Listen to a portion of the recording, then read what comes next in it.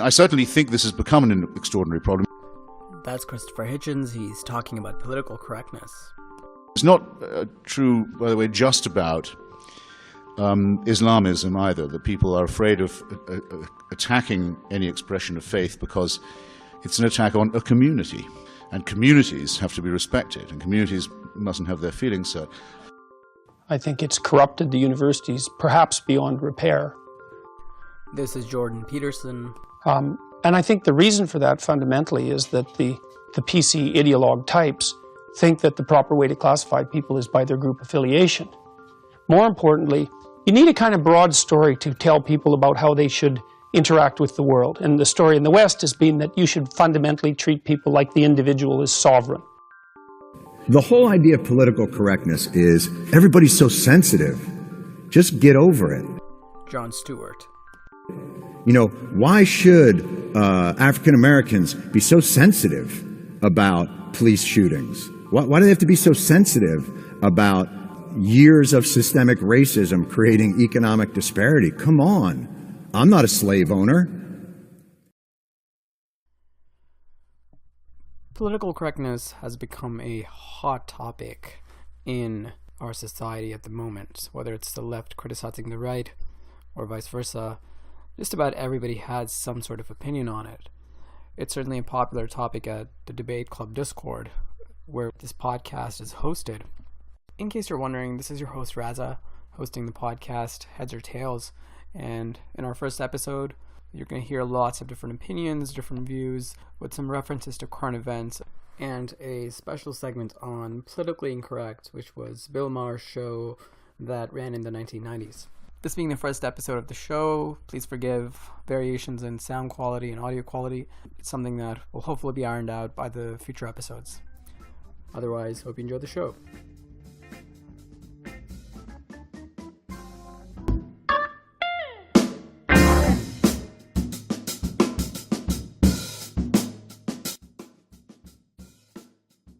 This is Will, and he's joining us today on the podcast. Hi, Will. Hi, Ross. How you doing? Pretty good. Let's pretend to have a conversation we just had. Will's gonna start us off talking about political correctness, and just give us a sense of what you think it means and what it generally means to you.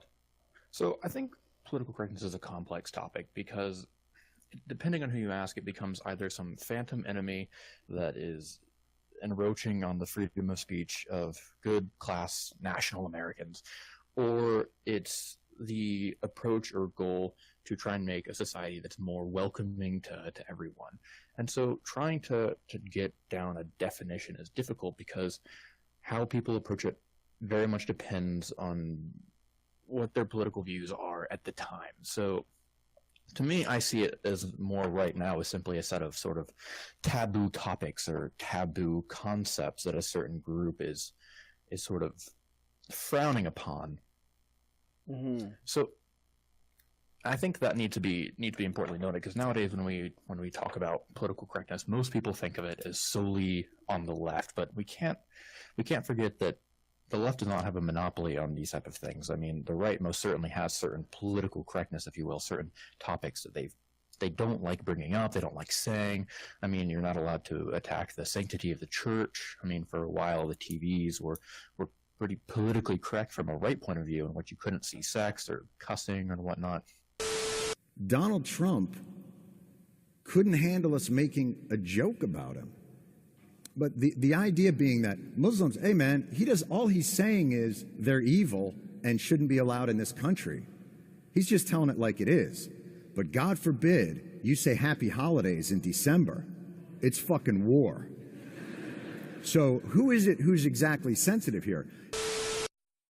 So it's a very multi-layered idea that's definitely not as simple as simply the left not wanting the right to say certain things.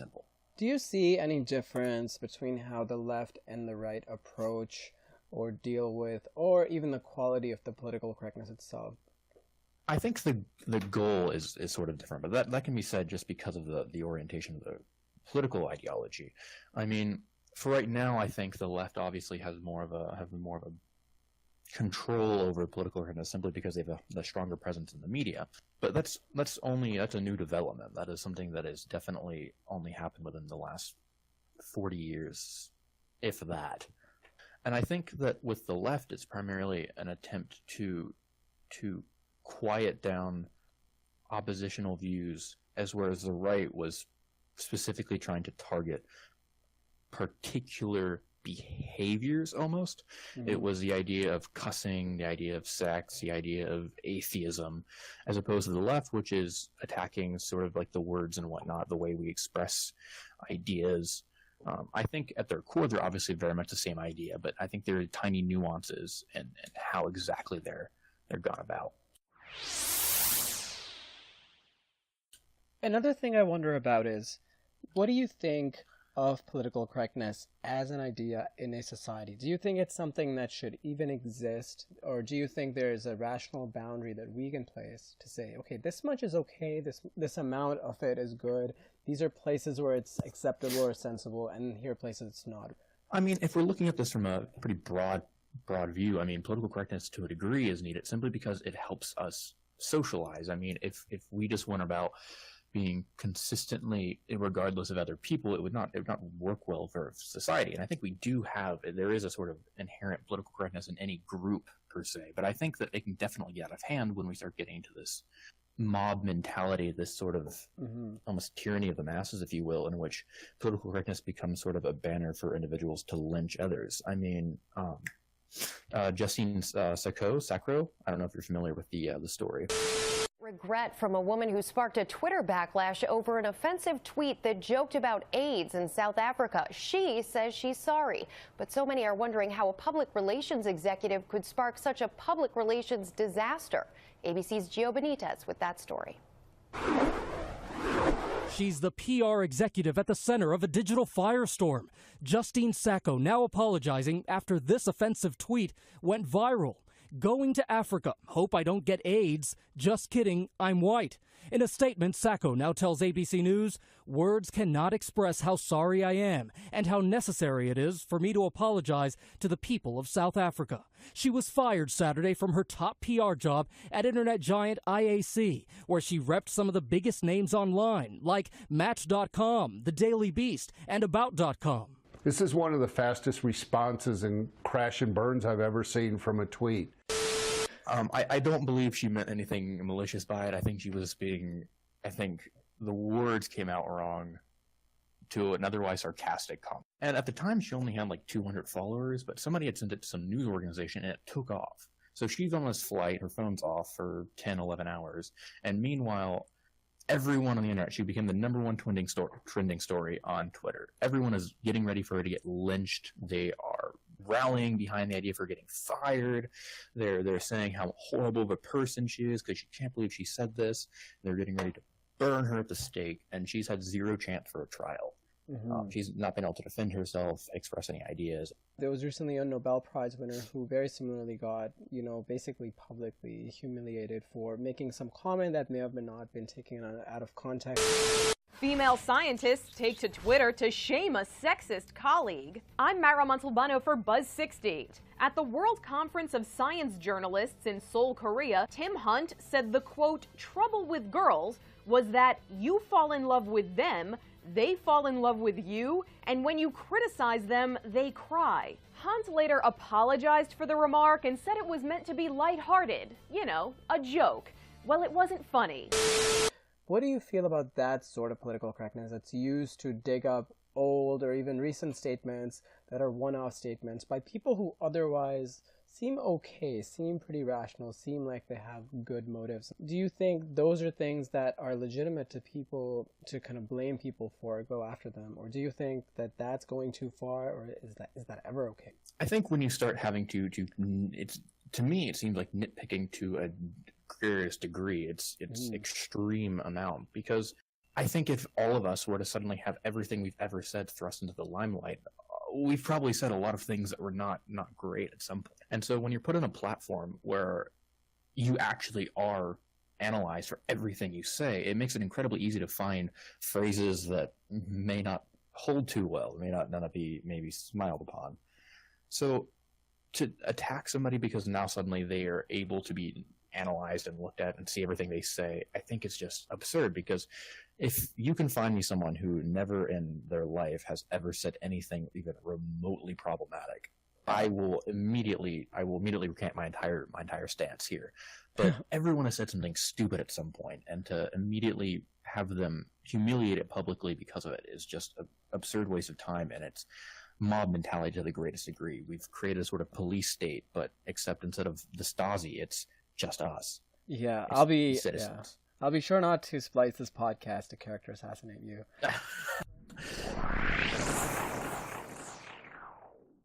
Another question I had was, we wanted to bring up Jordan Peterson. We were talking before this started.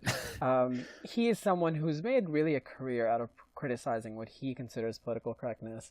And his argument, if I can roughly faithfully summarize it, is that he thinks places like universities, places like, just a public space is not a place for political correctness, because he thinks it's constricting ideas and it's stopping ideas in a place where any idea should go. So to make it more specific, how would you feel about some Nazi or someone speaking on a liberal college campus or something like that, both not just from a legal standpoint, but would you want to live in a society where that does happen or where that can happen? I live in the States, so I live in a society where Nazi ideology is sort of allowed to be spoken to some degree. And for me, as long as they're not inciting violence, they're not trying to incur direct violence on a group of people, I don't feel that I have any right to limit their speech, because as soon as we start limiting speech, it becomes problematic at its core. I, however, fully believe that they're allowed to be targeted in terms of rhetorically. They're allowed to be challenged. They're allowed to have their viewpoints analyzed and picked apart, just like anyone else's. And as soon as you start silencing a viewpoint, it almost seems to me that a defeat of intellectualism, because you're saying that the only way we can snuff out this ideology is by telling them no longer allowed to speak. To me, the important thing is to challenge the ideology and to demonstrate why it's problematic and why we ought not to follow it. Okay, so you would say some degree of political correctness is needed just for society to function. You can't tell people they look ugly at work on Friday morning when they dress casually as they want. You can't, but it may not be okay to character assassinate people. It may not be okay to block speech, especially in spaces where you need free speech for the ideas to come into competition. One last question I had for you was in regards to this general idea of the marketplace for ideas. It's a very popular concept. Mm-hmm. How valid do you think that concept is, or are you willing to defend it if I said something like, often in the marketplace of ideas, not the best ideas come forth. Often it's terrible ideas that come forth, either because of mob mentality or for unquestioned assumptions, or because people are generally irrational at things that they're non-experts at. So there are plenty of examples of bad ideas like flat earth and anti-vaccination. The Flat Earth Society believes that the Earth is a flat disk, and the North Pole is right in the center. The continents and oceans are around it, and around the outside edge is a 150-foot wall of ice holding the ocean. So what do you feel about that? I feel like to some degree there are going to be problems that arise from it. I am completely aware that things like, again, anti-vax, flat earth, they're problematic ideologies, but if we start policing them, it just becomes a game of who gets to decide. It becomes this complicated power struggle of who gets to tell who what to think. And I think for the most part, the U.S. society, or societies in general, have done a semi-decent job of snuffing out some of the more problematic ideologies. How often do you really run into flat earthers or anti-vaxxers in the day, like in day-to-day life? It's mostly on the internet and obscure forums that you see them. Whether or not that's because they identify or not is perhaps up to debate, but it's rare that you really see someone that has these ideologies, and I think it's because we do a good job of making sure we attack them, which is, I think, an important part of the marketplace of ideologies. It's that all of them are allowed to be attacked and criticized and scrutinized, and those that hold up to scrutiny are the ones we tend to flock to. Thank you very much for joining us, Will. Absolutely. Thanks for having me on here.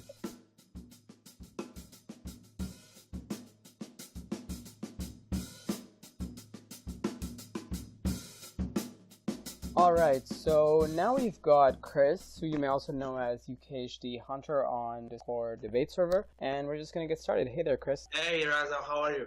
Great. Very nice to have you here. Thanks for having me. So we're just going to be talking about political correctness. I just want to know, what are your general thoughts on what political correctness is, and also just how you feel about it? Well, I think it comes from a good place.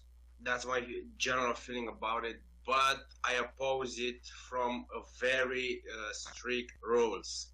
Basically, the problem is that political correctness, it infringes free speech. That's the biggest problem over that. It's only free speech as long as it is accepted. And it defines general critical thinking and opinions as hate speech. Okay, now, why do you think free speech is so important that anything that even slightly encroaches on it, you would be so against? Well, if you remove free speech in any other context, we can definitely go to a totalitarian rule if you think about it. Free speech is actually what defines in a certain way who we are today as a society. And for any kind of law or ethical rule, whether it's the right to life or it's the right to property, we generally still have certain limits on those laws in even the most free societies. Do you think there are any limits or any places where you would say, here I'm not okay with total free speech and here I want some degree of political correctness? Actually, I don't think so, because free speech, it's just that. It's free speech. It defines critical thinking. It's just speech. You don't have to apply it. You may offend some people, but this doesn't mean you have to infringe it in any way, shape, or form. Sure. So you may have heard of the recent case of Milo Yiannopoulos. He's a conservative thinker who can be very inflammatory. He often has really made a career out of being very inflammatory, and he's also sometimes very thought-provoking. Recently, he got banned from Twitter for the reason that, which he calls an infringement of his free speech. The Twitter team says that he was trying to incite violence. One of the women that he had tweeted against, something racist, ended up getting death threats. On Monday, Ghostbusters actor Leslie Jones quit Twitter following a series of racist and sexist attacks. Twitter CEO Jack Dorsey reached out to Jones directly, and the social media company promised to take action.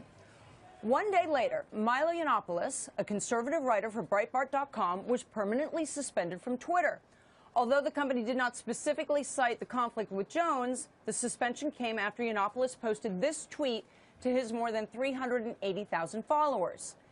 If at first you don't succeed because your work is terrible, play the victim. Everyone gets hate mail, FFS, which I assure you does not stand for French fries and salad. Joining us now is Milo Yiannopoulos, technology editor with Breitbart.com. Thanks. Do you think there is a line to be drawn for free speech in cases where it's inciting violence or even directly causing someone harm? Because that's generally the case that societies tend to draw a line for it.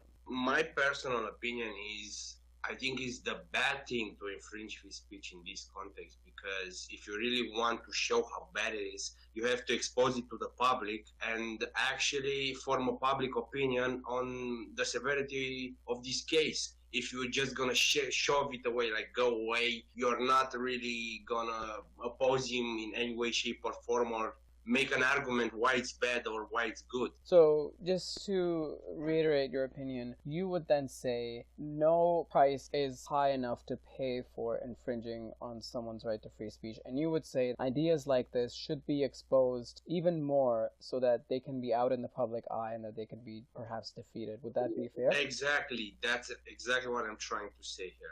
The other point is about explicit things like death threats. So someone threatens to kill you in the office. That's still technically just speech, and it's still a form of expression. No physical action has happened yet. Do you have any counter argument to somebody who would say that? Yeah, well, it is free speech, but it kind of strongly implies some sort of action is going to be partaken. Mm-hmm. So that sort of action is against your personal well-being, and I don't mean being attacked in a psychological kind of sense. Mm-hmm. Your life is in danger here. Okay, the other thing I want to ask you, again, just getting back to the topic of political correctness, seems like you're generally quite against it. Is there any historical example or any personal experience that you can draw on that helped form these views? Yeah, well, so if you look at history, back in the day, political correctness meant nothing like it means today. Political correctness was used by socialists to combat communist propaganda, basically. Today in age is used as some sort of mechanism that says that promotes justice and empathy, but actually it promotes racism and superiority, even though it doesn't realize it. So a personal, yes, I actually do have. So a friend of mine from Jamaica, he went, so basically he's a citizen right now in America, and he got into university by, from what I know, you can get by certain rights if you're from the African American community. So he wasn't Jamaican. His parents were American. So basically, he told me that after he got into university by those special privileges, everybody started looking at him wrong. Before, no one did so. And I think this is a big problem that we're facing right now. Okay, I can see why that would be pretty distressing for someone. One final question I had for you is more to do with, we've been talking about free speech as a right and as a kind of thing that's very important in society. Another thing is a freedom of the ability to operate your property. So in the United States, there's recently been a case, for instance, of a business refusing to make a cake for a gay wedding. There have been other similar cases of people refusing services for various reasons. Now, in the same vein, the argument goes something like this. Twitter, being a private organization whose founders and whose workers seek to be anti-discrimination, anti-racism, anti-any kind of violent speech, their argument is that a private organization has the right within their kind of confines to restrict free speech in the sense that they can fire an employee if they say something that would be against the overall idea of the organization. Now, legally, they have a right to do this. And even a lot of universities in America, in North America, and worldwide, too, tend to be private organizations. They're partly publicly funded, but they also tend to mostly be privately run as businesses. What do you think about their right to restrict free speech in those contexts? Both tell me how you think the law should be and also how you ethically feel about this. Well, if you're going to restrict a company of restricting free speech is infringing their rights. So I feel, I get the problem of this, but I feel this is going to be more of a problem. So as long as you are an employee of that company, you sign a contract and agree to their terms. If you don't want to get your free speech controlled basically in that particular company, you don't sign in. That's the problem. If you're going to train the rights of the company to do so, it's basically even worse. Okay. Let me then put it this way to you. Would you be okay with people collectively either punishing and boycotting companies that are restricting free speech? Or would you say that companies should have more reasonable limits on what they allow? Or would you even say that maybe you can say certain things at work and you can't say certain things at work, but when you're out of work, when you're on your free time, you can say anything you want? Because a lot of these people often get fired for saying things outside of work. Which of those three options, or even a combination, would you go for in your perfect society? Yeah, people definitely should not boycott companies that restrain free speech. It's their right to do so, because our free speech is not owned privately, it's obtained by law. So you invade the rights of the company to do so because it is private after all. If you don't like it, you don't sign in with them. And definitely, I think their limits should be reasonable. I think you bring up a very good point about companies ultimately having this right, but also at the same time that people do often willingly give these things over when they sign certain contracts. So it's not as if they're not informed about it, but it is something, exactly. It is something that affects people. And I think you also bring up a very practical solution, which would be to encourage companies to be more reasonable in their demands and generally fostering a culture where we do allow more tolerance in speech.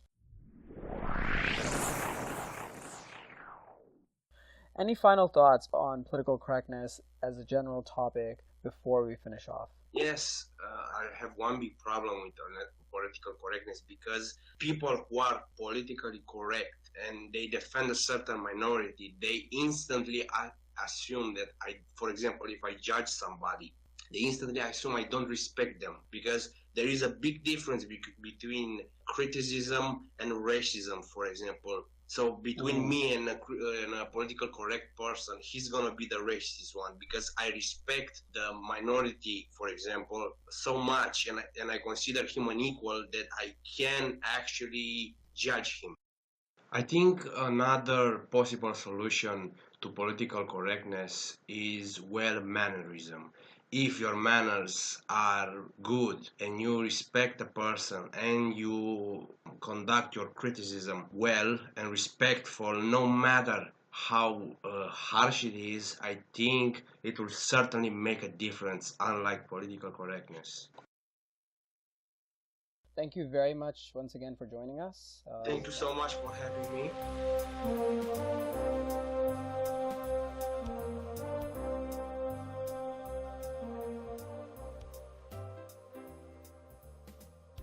Welcome to Spin, which is the special interval segment of our podcast.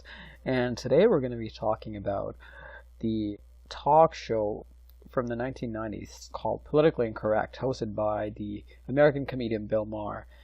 Well, thank you. And hi, I'm Bill Maher, and this is Politically Incorrect, the show that believes, along with Dr. Kevorkian, that suicide is kind of our way of saying to God, you can't fire me, I quit. The idea behind the show was to get together a few guests. They'd be from quite eclectic backgrounds, including celebrities, public intellectuals, speakers on various topics, and experts in some cases, as well as political figures who were often in quite high positions. Get them together and just talk about an issue.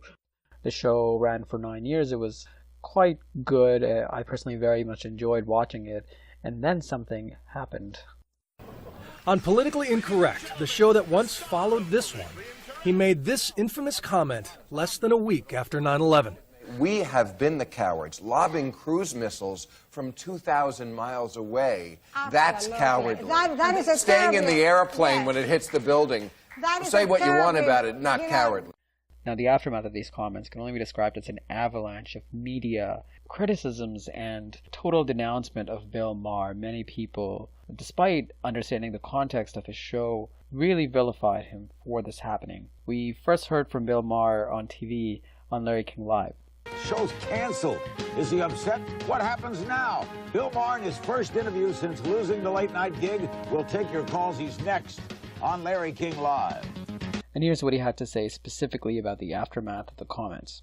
You know, I cleaned up my office on September 18th, which was the day after I made those remarks about the terrorists not being cowards. Now, the report from the ABC TV network, as well as many reporters at the time, claimed that the show was actually struggling in the lead-up to these events in terms of rating as well as getting advertisers. Well, Bill Maher had this to say. Do you think it wasn't ratings, it wasn't loss of advertising? That's what made me angry, was I read in the press, and by the way, the press is not conservative as some people say it's too conservative. Some people say, oh, the press is liberal. It's not either. It's lazy and obnoxious. And they just got it wrong. I read in the first 3 stories, I read sinking ratings. Well, that is such an insult to our audience. Now, this brings up an important issue of private organizations having the right to restrict freedom of speech. Of course, this is brought up against many specific companies, which often fire their employees under the guise that many companies tend to now have diversity statements and anti-discrimination statements. So they can always claim as a private organization that they're allowed to fire someone who's not working within their mission statements and their stated goals.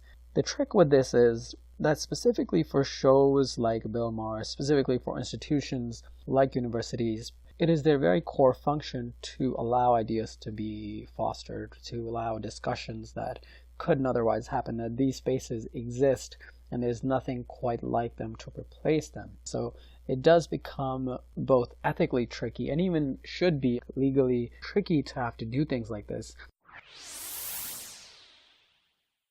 Events like this should ultimately behoove us to ask ourselves, what are the limits that we are willing to place on free speech?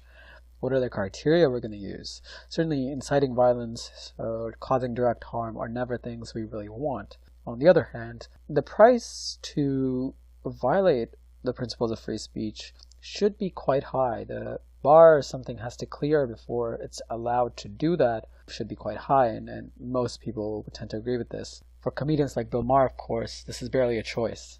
That is the line they constantly have to toe, and it's very much at the core of their profession.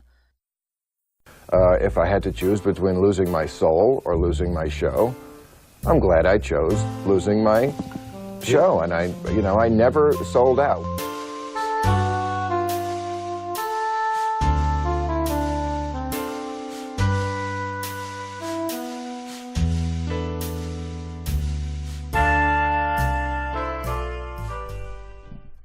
This next interview is a little bit different. Due to some audio issues, I ended up sending Nana, our next speaker, certain questions, and she was able to answer them for me. Hello, this is Nana. I'm happy to be on the podcast. Thanks for inviting me.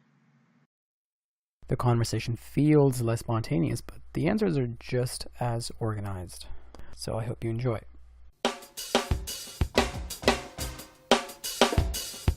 My very first question for Nana was how she defines political correctness and whether she sees it as an overall positive or negative for society. Political correctness is avoiding actions that might hurt or exclude marginalized groups.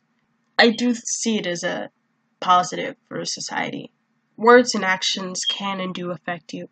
Words and actions have meaning, and your intention behind those words don't change what you communicate. If you, for example, make a joke at the expense of a group of people, a race of people, you may not even be racist, but in the end the effect is the same. You perpetuate and reinforce racist views, especially if racism is already a part of that culture. Some people may do it in an attempt to make these words and actions lose their meaning, but just like saying a word over and over again, it's useless and doesn't change the meaning at all. If you're attempting to toughen up or desensitize people, all you end up doing is hurting them. There are accounts of marginalized groups reappropriating words, like the word queer, but this comes as a form of empowerment and rebellion. This is especially evident in the case of the word queer because of groups and movements like Queer Core and Queer Nation.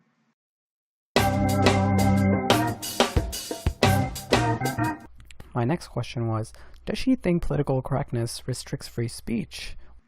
Free speech is irrelevant to political correctness. Political correctness is more of a form of decency than anything else, which has already been around.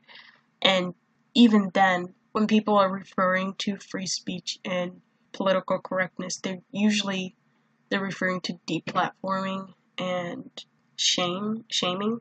You don't have any right to any platform. So if you get banned from Twitter, your free speech isn't being impeded on. As far as shame goes, just like you have the right to say whatever you want, people have the right to shame you for that. People have the right to criticize you for that. Nowhere did I see in the First Amendment them state that people aren't allowed to criticize you. So, like I said, I think it's pretty irrelevant.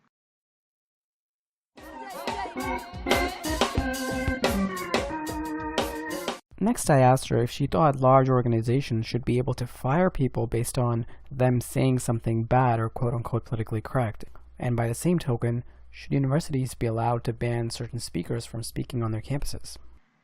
I do think organizations should be able to fire people based on whether they've said something discriminatory or something inclusive, because that's a sign that they discriminate against other employees, and that's not a good trait to have in an employee. If your employee can't work effectively with other employees, then you're making the workplace, unsafe for other people. Universities should be able to do the same things for the same reason. Universities don't have to give a platform to everyone. I think they should be able to have some say in who they pick to put on the stage.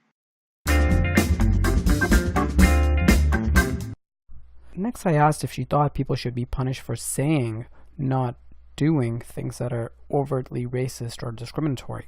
Yes. Now, by the government, no, I don't think so. But by society, yes, people have the right to judge you and shame you and all of the above.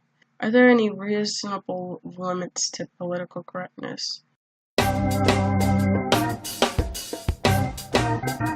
Next, I asked if there are any reasonable limits that she sees on political correctness. For instance, people probably shouldn't force to be nice, right? After all, courtesy seems somewhat voluntary.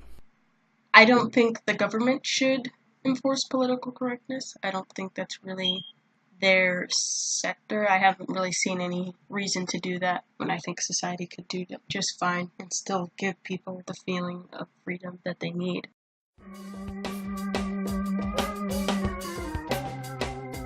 I asked her for any final thoughts.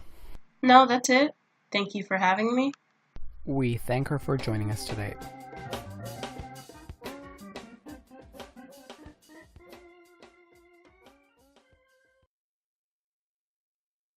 I hope these were enjoyable views. There's a lot to be said about political correctness, and we've probably said very little of it today, but we have heard the entire spectrum of views. Chris, our second speaker, is very much against political correctness. Will has a more balanced view of it, whereas Nana seems to be quite in favor. In the way of a resolution based on all these views, I think it's fair to say that it's still a divisive issue. There are many negatives of political correctness, its potential to infringe on free speech. And there are also genuine issues of political correctness actually defeating its own purpose by either allowing harmful ideas to foster without being out in the open where they can be fought, as well as the potential danger of actually patronizing or marginalizing the very people that it's trying to protect. On the other hand, there are many obvious benefits of political correctness. It clearly is essential for daily living. We simply can't go around calling people names. It just wouldn't work for social order. It also, perhaps through suppression and some kind of social punishment, does strongly discourage ideas that we wouldn't want in society anyway, such as racism and sexism and other kinds of stereotypes. There are also competing ideas, such as the right to manage a private organization and determine the culture in that organization. Those can sometimes come into conflict with free speech. Finally, there is the argument for morality, which seems to go something like this. Perhaps you can't enforce political correctness with a stick, but is it a morally superior way to act out of courtesy? With these final thoughts, I leave you. I think the issue is far from resolved, but the hope is to inspire debate rather than answer questions definitively. Thank you very much for listening, and see you in the next podcast.